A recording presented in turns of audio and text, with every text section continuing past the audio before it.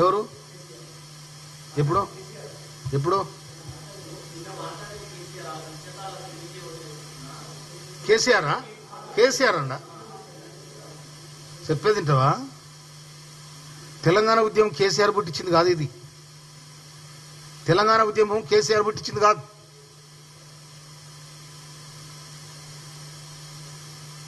ఏనాడైతే మద్రాసు నుంచి విడిపోయి ఆనాడే మహనీయులు 52లోనే మనకు రాజ్యాంగం అమల్లోకి వచ్చినాక 50 రాజ్యాంగం అమల్లోకి వచ్చిన తర్వాత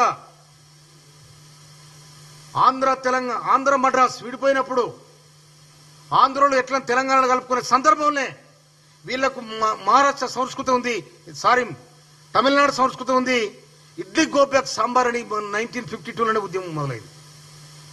ఆ తర్వాత వాళ్ళకి ఆఫీసులు లేక, ఆంధ్ర వాళ్ళకి ఆఫీసులు లేక మద్రాసుతో విడిపోయిన తర్వాత కర్నూలులో వాళ్ళు టెంట్ వేసుకొని రాజధాని చేసుకొని వాళ్ళు రాజ్యాన్ని నడిపించారు.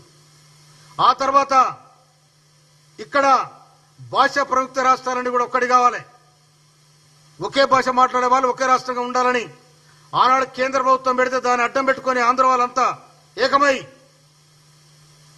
1956లో తెలంగాణ ఆంధ్ర కలిసింది. ఆనాడే మన వాళ్ళు మీకు మాకు పొత్తు లేదు, మీకు మాకు పొంతన లేదు, మీ భాష వేరు, మీ యాస వేరు, మా బతుకు వేరు, మా భాష వేరు, మా సంస్కృతి వేరని చెప్పారు. ఆనాడే నినాదించారు. అదే విద్యార్థి ఉద్యమం పాల్వంచల ప్రారంభమైన తెలంగాణ ఉద్యమం ఒక్క ఎంప్లాయ్తోని రగిలి అగ్రిమెంట్ అయి 69లో దాదాపు 372 మంది విద్యార్థులు కాల్చివేయబడ్డారు. వాళ్ళ త్యాగాలు అది తెలంగాణ. ఆ తెలంగాణ నేపథ్యమే మా రాష్ట్రం మాకు కావాలంటే ఇవాళ నీకు తోడయిచ్చాం. నువ్వు ఒక్కరిని నిర్మించింది కాదు ఇది. వందలాది మంది నేను ఫ్రంట్ లైన్లో ఉన్న తెలంగాణ ఉద్యమానికి దీని వెనకాల మరదేశ ఉద్యమం ఇది కాదు. 96లోనే సూర్యాపేటలో మహాసభ జరిగింది, భువనగిరిలో మహాసభ జరిగింది. తెలంగాణ ప్రత్యేక రాష్ట్రం కావాలని ప్రజా సంఘాలు కూడా తెలంగాణ కావాలని నినాదించినాయి. సకల జనుల సమ్మె జరిగింది, రస్తా రోకలు జరిగినాయి, వంట వార్పులు జరిగినాయి. ఇవన్నీ కూడా జేసీ చేసింది. వాడి చరిత్ర లేదనుకోవడం మీ విరితనం. అందుకోసమనే వాళ్ళ విజ్ఞతలుగా తెలివికే కాదు, మీ తెలివి కూడా చూస్తారాడు ప్రజలు.